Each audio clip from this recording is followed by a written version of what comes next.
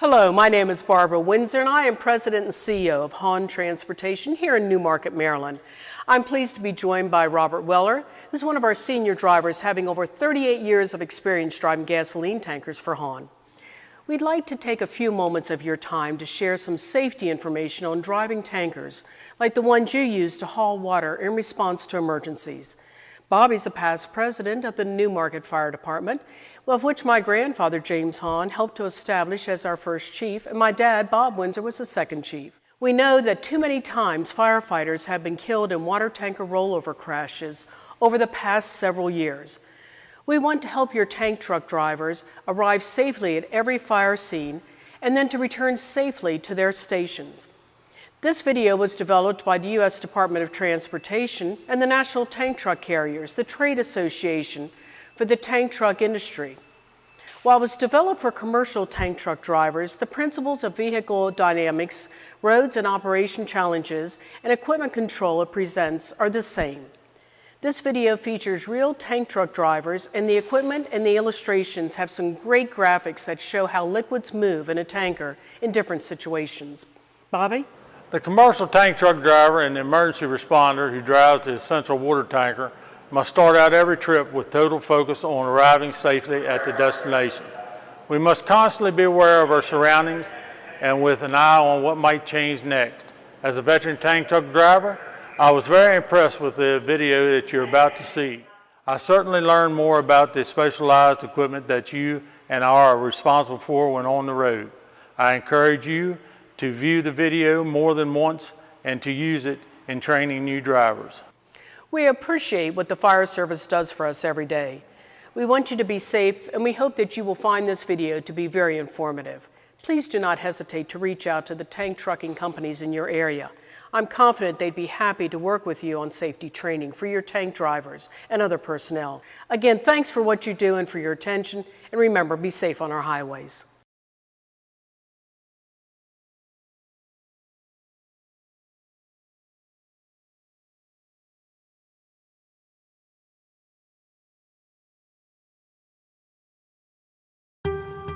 And when I came up on the car, I hit the brakes really hard.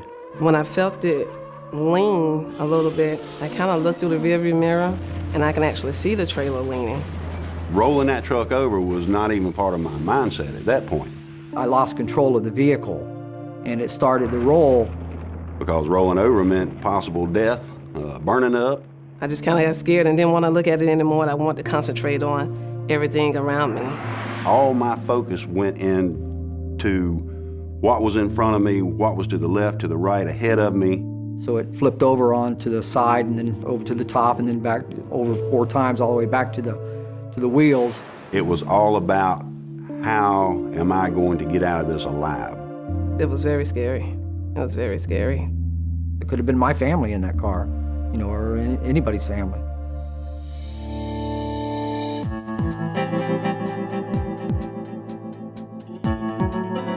So, what causes a rollover? The answer you get most often is driving too fast for road and weather conditions. And that's true, sometimes, but that's not the only reason. We want to go beyond that general answer to look at all the different factors that contribute to rollovers. By the time we're finished, you'll know how they happen, why they happen, and how you can avoid them.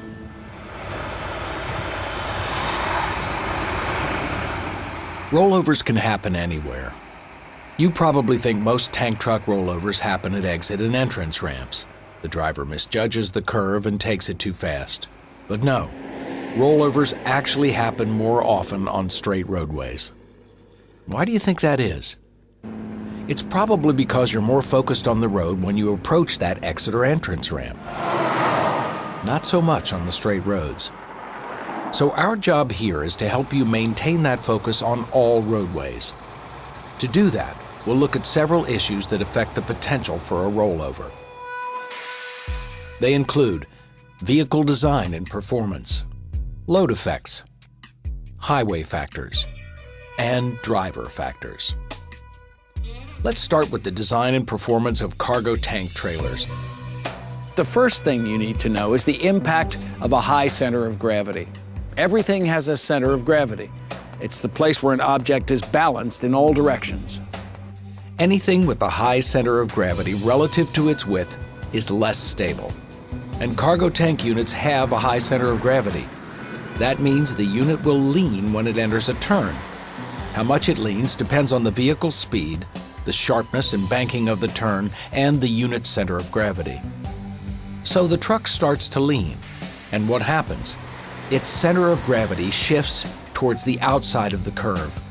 When it does that, the liquid in the tank moves sideways. We call that sloshing. If this happens too suddenly and too strongly, it can roll the vehicle. If you hit the brakes suddenly, the liquid will surge forward. That can also cause you problems. What's the key word here? Suddenly. If you do things more slowly, you reduce the risk of problems.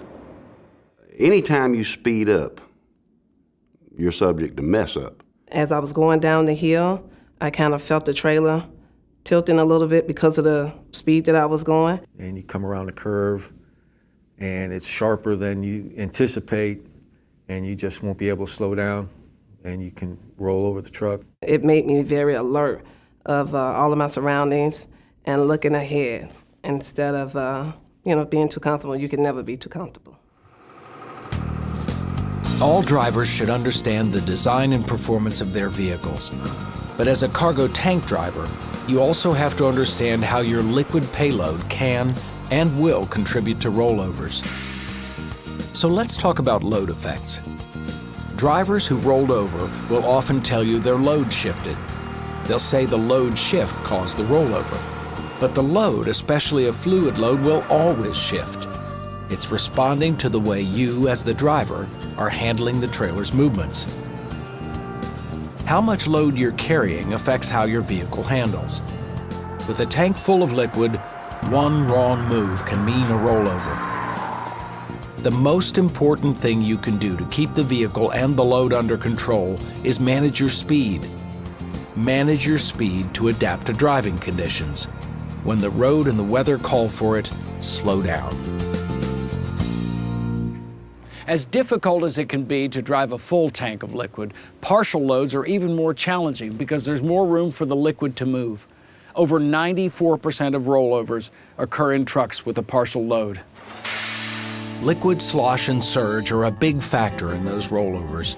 Slosh and surge are caused by speed, by turning radius, by sudden braking or taking off, by sudden maneuvers, and by load distribution.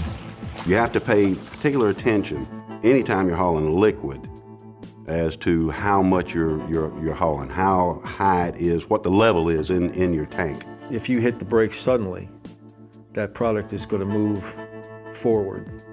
And when it does, and it hits that bulkhead at the end of the trailer, all that weight now is thrown forward at you.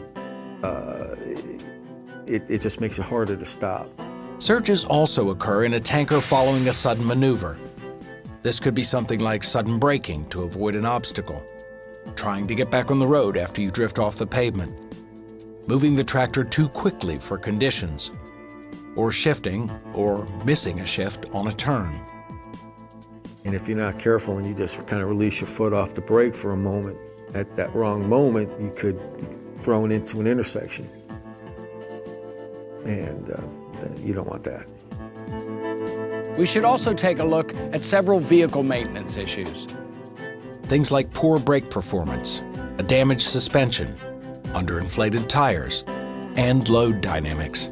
They could all contribute to a rollover. You could eliminate some of them with an adequate pre-trip inspection. If you have any questions about your vehicle, tell someone in maintenance or at dispatch. Don't leave with a vehicle that you aren't confident will perform safely. I mean, it takes just a few extra minutes to check all these things, and it could be your life if you don't. Now let's look at potential highway factors. These include sharp curves, steep downhill grades, soft shoulders, berms, mounds, and curbs, narrow driveway entrances or exits, and limited visibility areas that can reduce eye lead time for turns or hills. It's important to survey and identify high-risk sections of regularly traveled routes. If at all possible, survey routes to unfamiliar destinations in advance to identify and avoid high-risk areas, and proceed cautiously until you know and are comfortable with the route. Remember, you're the professional on the roads you travel. If there's a road design condition that makes you feel uneasy, report it to your company. Changes in dispatch or additional warning signs at locations like that could help prevent rollovers. You see this sign? This information is not for you. It's for passenger cars traveling in good weather. Fleet safety experts say that when you enter this curve, you should drop your speed at least 10 miles per hour below what you see here. We all know that long downhill grades can lead to excessive speed. So, are your brakes properly adjusted? Have you shifted to a lower gear? The only acceptable time to deal with downhill grades is before you start down them. Don't rely on the feel to estimate your speed. Remember that the larger the vehicle, the slower the driver thinks it's moving. So always check your speedometer before you enter curves, ramps, or downhill grades. And remember, newer trucks don't have the same engine retarding as older models. Be sure to set your jake brake properly. Be aware of the shoulder conditions on any roadway. Dropping off onto a soft shoulder may cause the outside wheels to sink and trip the whole unit on its side.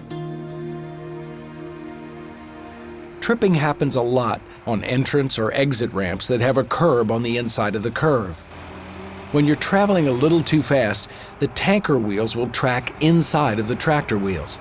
So even though the tractor takes the turn just fine, the trailer tires may swing in a little closer. They'll hit the curb and trip the unit. A good rule of thumb is to allow about 3 to 4 feet of clearance between the tractor's tires and the curb. That way, the trailer tire should be clear of the curb, even if off-tracking occurs. An improper recovery can lead to a reverse tripping condition. Let's say you go off the roadway and you try to bring the tractor back onto the roadway too quickly and at too fast a speed. This could trip the unit when the tires hit the shoulder berm or the pavement on the return. Wide intersections may cause you to be too confident when you're turning. Always gear down and slow down before the turn. Generally, you're taught to square the turn at slow speeds to reduce the impact of off-tracking. But loads with a high center of gravity have to be driven differently through intersection turns.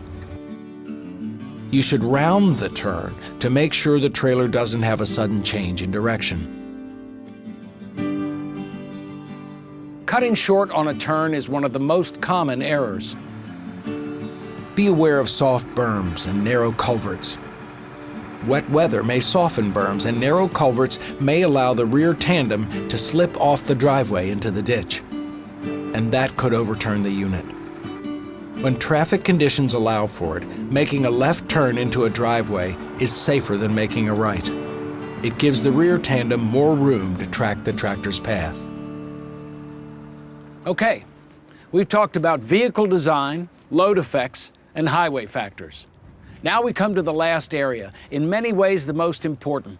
It's you, the driver. You're the one that controls your unit. Before you leave the yard, make sure you know it like the back of your hand. Begin by conducting a thorough pre-trip inspection. Learn as much as you can from dispatch and from other drivers about road and weather conditions. Remember, a safe journey depends on your actions, so avoid unsafe behaviors. Encourage others to avoid them too. And by unsafe behaviors, we're talking about things like speeding, whether that's going beyond the posted speed or just too fast for the road and conditions. Distractions like talking on your cell phone, or worse, texting. Complacency, fatigue, and driving under the influence. about physical and mental conditions like diabetes or divorce, even something as simple as eating or daydreaming. Driving too fast for the vehicle and road conditions is a factor in most rollovers. Remember that speed limits are set for small vehicles driving in good weather during the daytime. Adjust your speed accordingly for the type of unit you're driving, especially at night and during bad weather. Tailgating, road rage, and failure to plan in advance can lead to sudden, radical lane changes. And that can cause your unit to roll over. One of the most dangerous driver behaviors is complacency. In the 23 years that I've driven a tank truck, I always keep in my mind that I'm hauling hazardous material, and it's very dangerous. Well, a driver should never get too comfortable being behind the wheel, especially the wheel of a big rig. When you get so comfortable and think that you've been driving so long and you have so much experience that you just, it all becomes natural to you, you're gonna mess up because something is gonna get you that you're not expecting. It only takes a second. Adjusting the radio, answering a cell phone, reaching for a drink. That little bit of inattention is enough to slide off the side of the road or miss the beginning of a curve, or possibly enough to cause a rollover. Driver fatigue is another factor. Maybe you didn't get enough rest during your time off. Maybe you're working too many hours, or you're having trouble adjusting to rotating shifts. There are many warning signs of fatigue while driving. You may have trouble focusing. You may have frequent yawning, blinking, or heavy eyelids and head bobbing. You may have trouble remembering the last few miles. Or you may miss an exit or traffic sign. You may even find yourself drifting from your lane, tailgating, or hitting the shoulder rumble strip. If you show any of these warning signs, get off the road, get out of the cab, and move around to get the blood circulating again. If you're too tired to keep driving safely, find a safe, well-lit area to park and rest a few minutes. Caffeine, energy pills, loud radios, opening the windows, and other tricks to stay awake don't work. Don't try them. Instead, follow the hours of service regulations and get plenty of rest during your off hours. Obviously, driving under the influence of drugs or alcohol is not permitted, but it could be a major factor in a rollover. Even over-the-counter drugs can impair your driving. Read and follow all precautions anytime you're using medication. Well, there you have it. Rollovers happen too often in the cargo tank industry. They can be severe, and they can mean the release of hazardous materials. And they can happen because of the design and performance of the trucks, because of the characteristics of the roadway, and because of the actions and behavior of the driver. In most rollovers, speed too fast for the conditions is a major contributor, and it's one that's entirely under your control. We hope that you now have a better understanding of the factors that can lead to a rollover. And we hope that you're better prepared as you head out on the road. The bottom line is simple. Rollover crashes are preventable. Rollover crashes are unacceptable, and you are the key to eliminating them.